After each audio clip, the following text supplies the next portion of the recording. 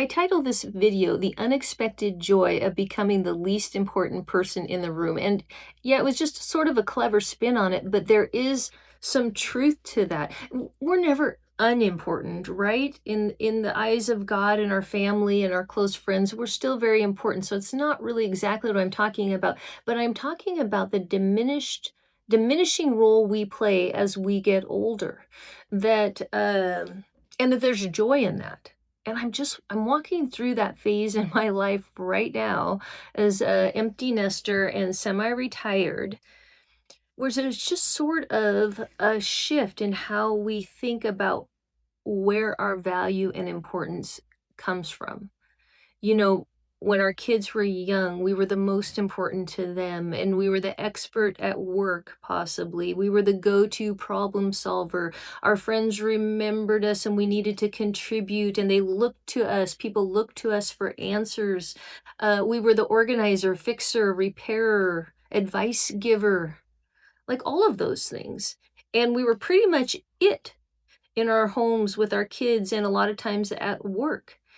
But as we get older and the people around us, kids around us, grow up, and if we've done our job right, they become experts at their own life, and we have less and less input. There's less need for our input.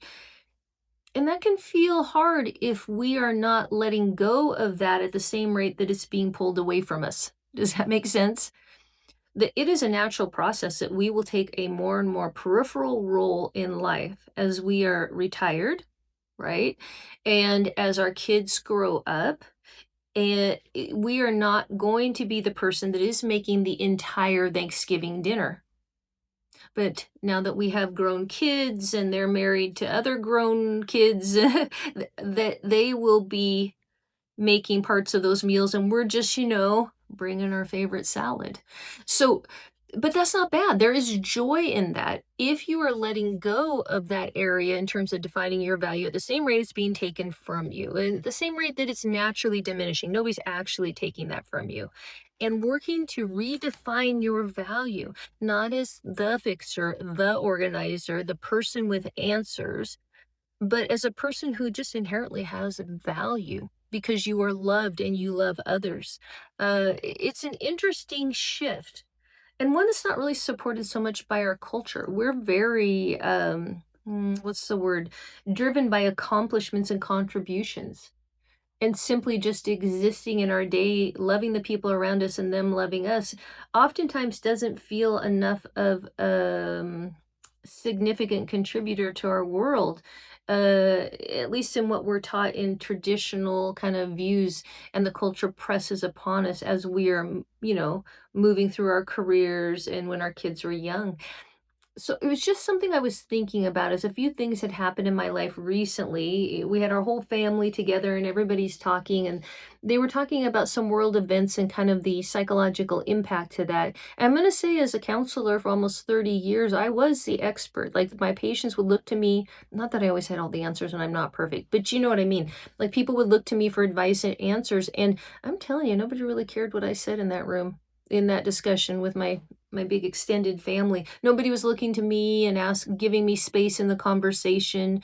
It's not that I needed that, but I was just noticing that. Like, yeah, my kids have their own viewpoints, and there's other people in the room with expertise. And there was kind of like I reflected on it, but there was like this sigh of relief. I don't have to hold up the world. I don't have to be the organizer, the fixer. I don't have to have the answers. I don't have to be the caretaker. Like, all of those things, it doesn't all fall on my shoulders. And do you know what that frees me up to do?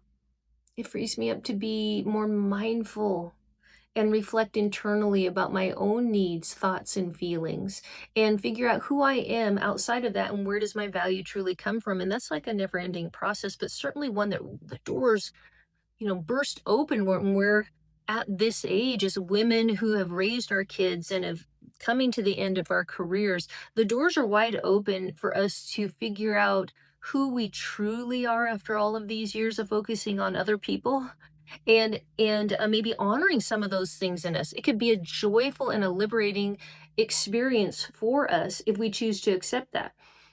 I think sometimes when you're losing certain amount of influence and being the center of importance in your loved ones' lives, it can feel a little bit like a grieving process, but I would encourage you to reframe it as a process that invites you to spend more time meeting your own needs and figuring out where your value lies truly, where your value lies truly. Anyway, I am a work in progress as you are too, but this was on my mind after that experience with my family and this big discussion we had, and I realized I was taking a different seat at the table in my life. I'm taking a different seat at the table that isn't quite as center, and I'm okay with that.